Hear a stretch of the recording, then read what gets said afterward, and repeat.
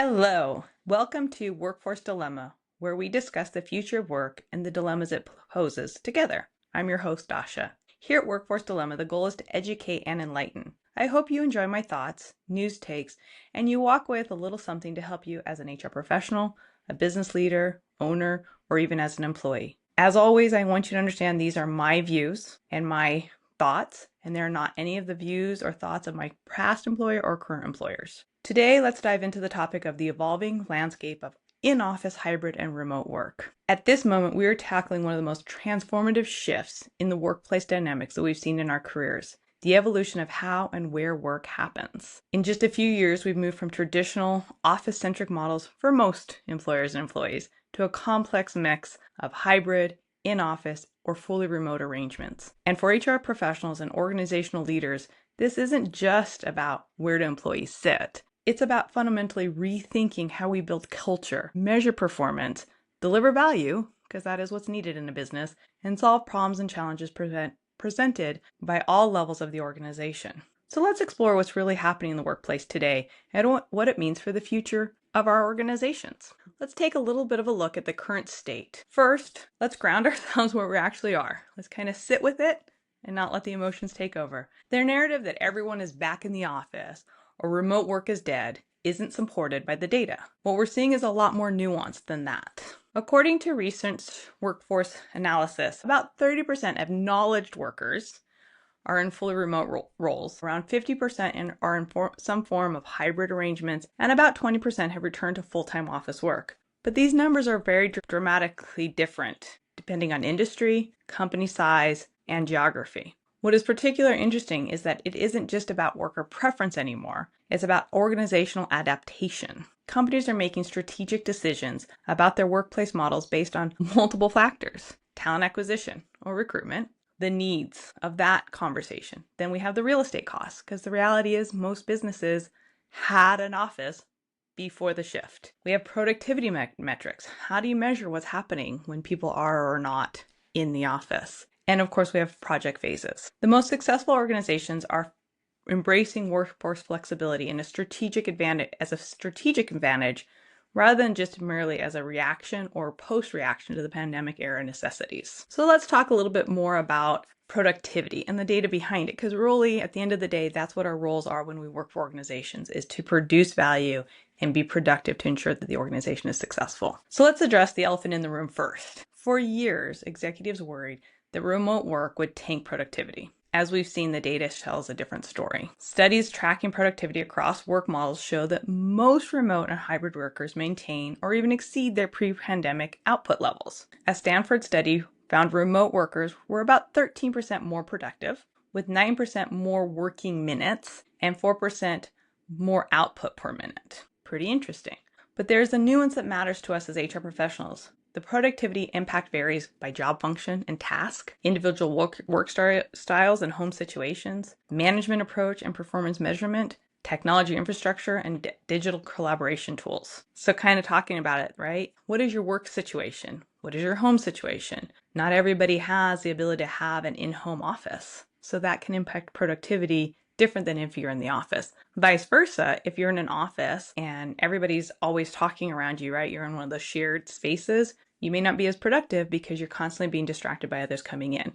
That's what we mean by the nuances of the structures that people are working through. So what seems clear is that productivity isn't determined by location alone. It's about alignment between the work, the worker, and the working environment. So let's talk a little bit more about that. What we are seeing is that many CHROs question, are people productive? That the question isn't anymore about are people productive at home, but rather how we properly redefine performance expectations and measurements for distributed work. So again, it's not just check productive, but it's really the conversation around what does productivity mean? What are we really measuring? What are the important outputs? Is it important that I work 9 hours, or is it important that I get a project done before the deadline? Those are the conversations that are driving this much more than just check, Dasha did the job.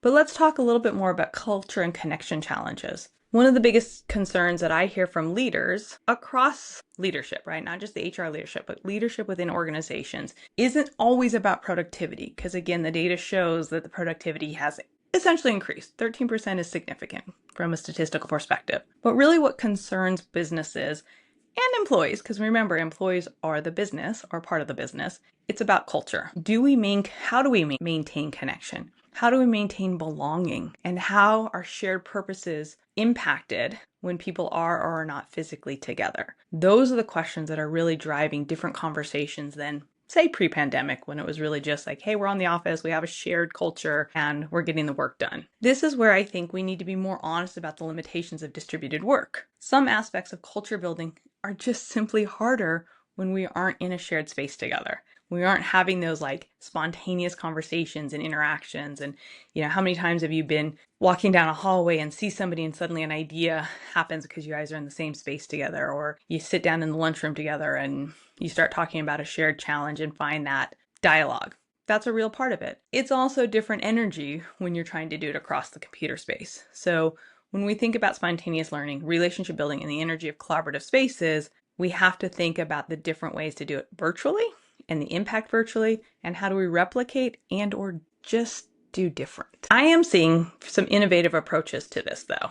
So first, leading organizations are becoming intentional about when and why people come together. Office days aren't just about showing up, right? We've all heard the stories about, a senior leader, an executive leader shows up and there's no one in the office. And so suddenly we all have to return. It's much more now about let's design around collaboration. Let's do the relationship building. Let's do activities that benefit by being in a shared physical space versus just check somebody who's in the office. This means that as organizations, as employees, as leaders, as HR, we need to rethink office design around the collaboration space rather than just as individual workstations. So again, how do we bring people together in a way that's going to help them remain productive, feel connected, and actually continue to make the business move forward and give employees something to be connected around? Second, companies are investing in digital culture initiatives that go beyond just Zoom happy hours, which are fun, don't get me wrong, but there's more to it. Not everybody likes to sit and chit chat over Zoom about what they're doing Friday night, okay? So let's talk about digital mentoring programs, which we know are,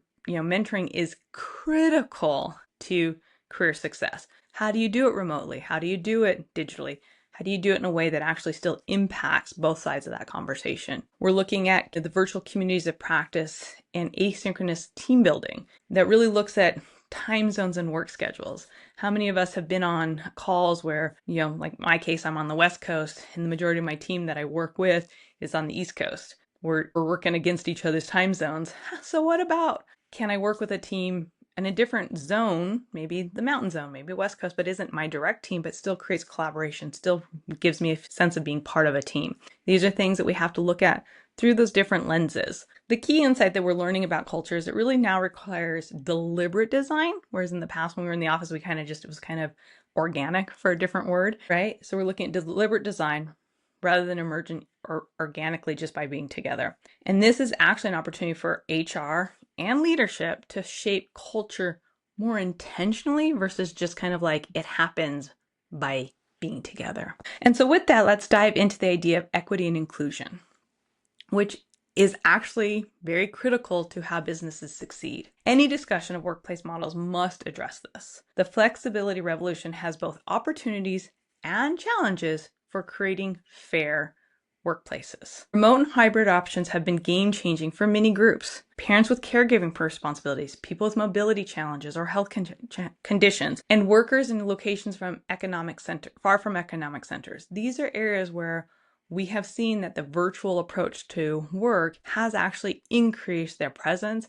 has actually increased their ability to have opportunities and feel included without feeling, let's call it shame, around those parts of their lives that impact their ability to show up in an office. But we're also seeing concerning patterns of proximity bias, which has always kind of existed, but it's become a little bit more obvious with the virtual workload, where in-office workers receive a little bit more visibility, a little bit more opportunity, and are definitely getting more advancement because they can walk down the hall to their leader's office, or they can walk down the hall to another leader's office, right? So there's just that kind of the bias of seeing somebody's face on a regular basis versus only on a computer screen. Women and people of color are sometimes more likely to prefer remote locations or options rather, potentially widening that existing advantage gaps. And again, we talk about parenting, we talk about mobility issues, we talk about, just caregiving in general, right? And just how far away from work are you? Is your commute 20 minutes? Is your commute an hour and a half? Those things impact these decisions. So as HR leaders, and I would challenge business leaders, we need to be very, very vigilant about ensuring performance evaluations are based on outcomes, right? What did the employee actually do and contribute and ensure happen versus just did I see them or were they visible to us? We need to ensure that we're creating equal access to development opportunities regardless of location. So again, that virtual learning pathway, how do we ensure that somebody who is remote is also able to participate in unique challenges and development opportunities? Designing promotion processes that don't favor in-office presence. So again, whether you see me on a computer screen or you see me in an office, that should not impact how I get reviewed for my performance. And then we need to make sure that training managers on how to lead distributed teams. I think what's interesting is throughout my career, there's always kind of been this assumption that you promote the best person, right? The most technical person, choose a role, they get promoted to a leadership role. And then we don't always do the best in training them on how to be a leader. And with the complexity of hybrid, in-office, remote, how to lead gets even more entangled in difference and just not knowing what to do. So we really have to lean into doing more for our leaders so they can do more for those who they lead. We're moving from equality rather, which is the idea of treating everyone the same, to equity, which is giving each person what they need to succeed in their circumstances. So what does that mean? As a working mom, a hybrid might be the best option because that person needs to be able to some days pick up their kid early from school or take them to doctor's appointments, right?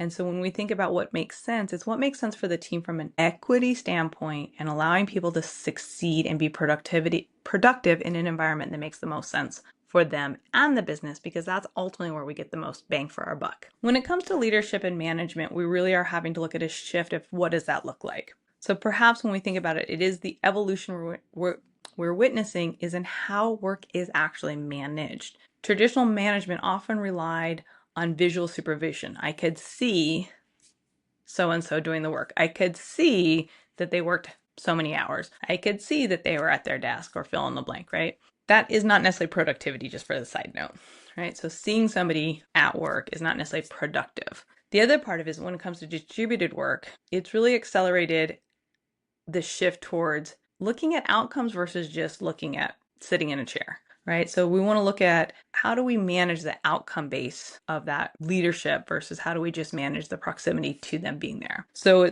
it's looking at the results and activities versus just hours put in. This represents a fundamental change in the manager-employee relationship, and both sides have to engage in that process. I'm seeing organizations that invest heavily in retraining managers for this new reality, and those skills include setting clear expectations and measurable outcomes. It's providing autonomy while maintaining accountability. So you trust and you validate. Here's what I expect of you. Here's the timelines you need to get it done by, and then make sure you're checking with them.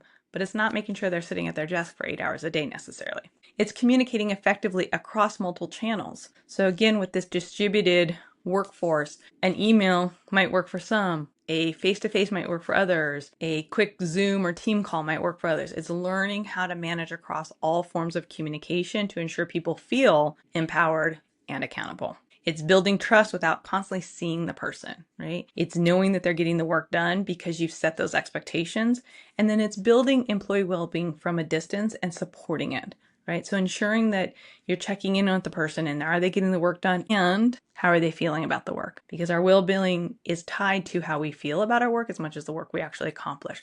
So it's that constant conversation. And I would encourage employees to make sure that they're getting clear expectations, make sure they're asking the questions to ensure they understand what the accountabilities are and make sure they understand their part of this conversation. This transition hasn't been easy. It's not going to necessarily get easier, but it will be less difficult in my assessment. Many managers were promoted based on their technical skills. That has been for as long as I can remember and isn't necessarily going to change because those are the people that have dug in and learned the company or learned the position. That's reality. But it's not just their ability to lead. It's not just their ability to do technical that's really going to make this a successful adventure for the company or for the teams themselves. It's the ability to adjust to to the teams that are distributed across different work platforms. The companies that are exceeding this environment are investing significantly in management development. It's realizing that you can't just promote somebody and be like, go lead. It's really looking at how do we give them the tools that they need to be successful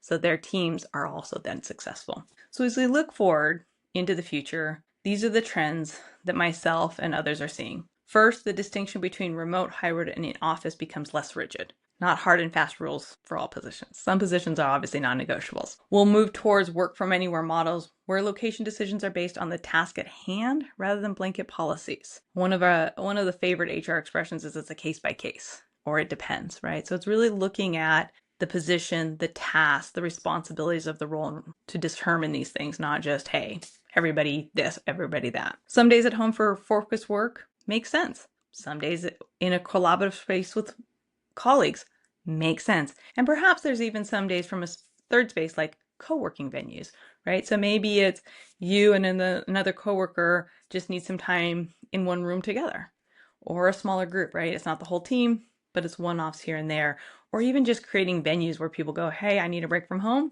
Let's go to this workspace that we can get to. It's not necessarily a full-on office. Secondly, technology will continue to reshape collaboration. Technology has been here for a long time, and it's only going to stay. That's the reality of that. The current generation of collaboration tools will seem primitive to what's coming with spatial computing, AI-assisted work, and immersive environments. This will gradually reduce the collaboration gap between in-person and remote interactions. The third is organizational design will evolve around distributed work. We're already seeing new roles emerging like head of remote work or workplace experience director, and new structures that blend synchronously and chronously collaborate across collaborations. Finally, I believe we will see a continued hybridization of work, not just in terms of location, but in terms of employment models. The boundaries between full-time employees, contractors, freelancers, and other talent resources will become more fluid, enabled by the distributed nature of work. The reality is some positions don't need a full-time person committed to them 280 hours a year, which is what full-time actually is. The reality is that we need fresh ideas, and sometimes you bring in that consultant, that outside expert to stir the collaborative juices, to stir the creativity. That is going to continue to be part of the direction we head as organizations and as teams collectively. And so in conclusion, I have a call to action for all of us. As HR professionals, we have a unique opportunity to shape this transformation. We're not just implementing policies, we're architecting the future of work, which is pretty exciting if you ask me. My challenge to all of us is to move beyond the binary debates of remote versus office and instead ask deeper questions. How can we align work environments with both business needs and human needs? What management and leadership capabilities must we develop for this new era? How do we ensure fairness and opportunity across all work arrangements? What technologies and practices will enable meaningful connections regardless of location? The organizations that thrive won't just be those that force a return to pre-pandemic norms or those that abandon physical workplaces entirely. The winners will be those that thoughtfully design workplace strategies across the work to be done, the people doing it, and the purpose that brings them together. Next time, we'll dive deeper into the technologies reshaping the workforce collaboration and their implications for HR. Until then, I'm Dasha, and this has been the Workforce Dilemma. Thank you for joining me on this journey into the future of our work. And we look forward to many more conversations, and we encourage you to always do your own research. So please click the like button and subscribe to follow us, and hopefully we'll see you soon.